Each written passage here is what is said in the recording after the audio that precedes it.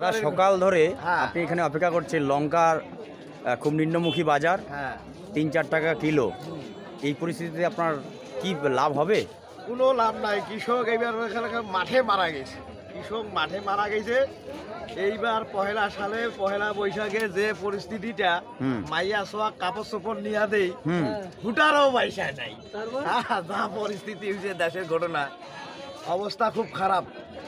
এই যে হাইব্রিড লঙ্কার দাম নাই, কি হবে? এইবার কৃষক মাঠে মারা গেছে। পরিস্থিতি খুব খারাপ। দেশের যে ক্যাঙ্ক চলিবে কৃষক, কৃষকের পুরা মানে অবস্থা টাইট হয়ে গেছে। কিন্তু এর আগে তো টমেটোরও খুব নিম্নমুখী বাজার গেছিল। হ্যাঁ, এই টমেটোর বাজার হয়নি তো এবার কোনো।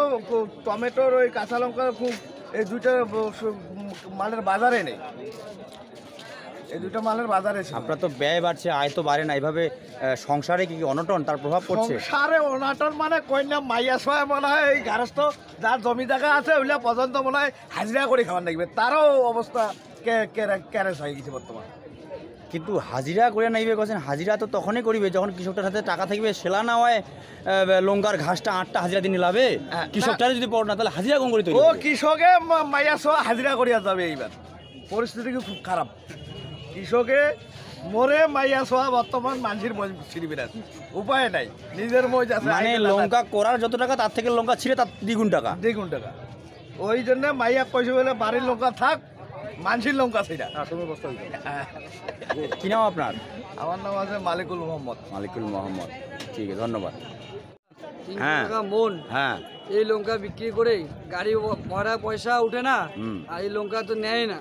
কিন্তু এর আগেও আমরা দেখেছি আপনাদের টমেটোর বাজার যে ভয়াবহ অবস্থা ধারণ করেছিল। কৃষক তার ন্যায্য মূল্য পাচ্ছে না, ন্যায্য মূল্য পাচ্ছে না। কিন্তু আপনাদের দিনের পর দিন ব্যয় বাড়ছে। ব্যয় তো সব কোনো জিনিসের দাম বাড়ে যাচ্ছে, লঙ্কা হাইব্রিডের দাম কমে যাচ্ছে, বাকি জিনিসের দাম বেড়ে যাচ্ছে। দিনের পর দিন যেভাবে সার ওষুধপত্রের দাম বাড়ছে, তাতে আপনাদের আগামী ভবিষ্যৎ মানে আপনার সংসার চালাতে পারছেন না? সংসার তো ওইভাবে চলবেই না। কি বার্তা দেবেন আপনি? বার্তা দিচ্ছি যে লঙ্কার দামটা এইভাবে কমলে তো আমাদের সমস্যা হয়ে যাবে, কৃষক তো মরে যাবে মাঠে। মাঝখানে কি কেউ মুনাফা অর্জন করছে? দেখা গেল আপনার থেকে 5 টাকার লঙ্কা কিনে কেউ আর একদিকে 100 টাকা লঙ্কা বিক্রি করছে, এমনটা কি হচ্ছে মাঝখানে? কোনো অসাধু ব্যবসায়ী লাভ করছে? ব্যবসায়ীরা তো এখন আমরা তো সেটা ভালো করে বলতে পারবো না। আপনারা কি চান যে সরকার কোনো কমিটি বসাক এবং এটা তদারকি করুক? তদারকি করতে হবে তো, তো এইভাবে। এর আগে মিনিমাম এমএসপি নিয়ে গোটা ভারতবর্ষ জুড়ে লাগাতার আন্দোলন হয়েছিল। আন্দোলনের পর কি এখন আপনার বাংলার কৃষকরা কি কোনো চিন্তা ভাবনা করবেন না, খালি এইভাবেই জীবন যাবে? জাগবে কি বাংলার কৃষক? জাগতে হবে, না জাগলে তো সমস্যা হয়ে যাবে না। কি নাম আপনার? আমার নাম বাবু হোসেন, বাড়ি ষাট জামাল দাও। ধন্যবাদ।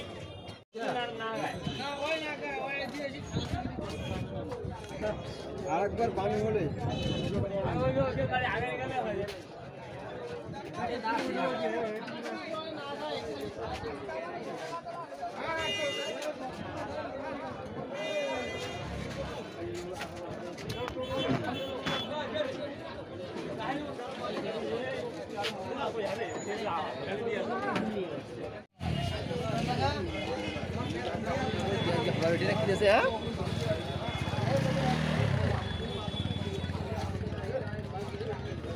দাদা অনেকক্ষণ ধরে আছেন, কিন্তু আপনার লঙ্কার দাম দিনের পর দিন নিম্নমুখী হচ্ছে, কিন্তু আজকে দেখা যাচ্ছে চাহিদা একদমই নেই। কি বলবেন? সকালবেলায় তো 400-450 টাকা কিনছিল, এখন তো লোক কিনতেইছে না, এখন কোনো দামে কিনতেছে না। কিন্তু দিনের পর দিন তো আপনাদের ব্যয় বাড়ছে, জিনিসপত্রের দাম আগুন। এটা তো অবশ্যই, নিম্নদামও তো এখন জিনিসপত্রের দাম অনেক বেশি। এখন সারের দাম ব্যাপক হারে বাড়ছে। লঙ্কা তুলে নিয়েছি 300 টাকা মন, বিক্রি হতেছে, ভাড়া হইতেছে ওইদিকে 20 টাকা। আচ্ছা, এইখানে কাটা মাসুর, মার্কেটে তো লঙ্কার কোনো বিক্রিই নেই। এখানে আসতেছি, বসে থাকতেছি ঘন্টার পর ঘন্টা। কিন্তু হলদিবাড়িতে তো এবার আপনাদের কৃষকের বিরাট বিপর্যয়, একদিকে টমেটো নিল না, এখন লঙ্কার টমেটো তো পুরো মূল্যে বিক্রি হয়নি।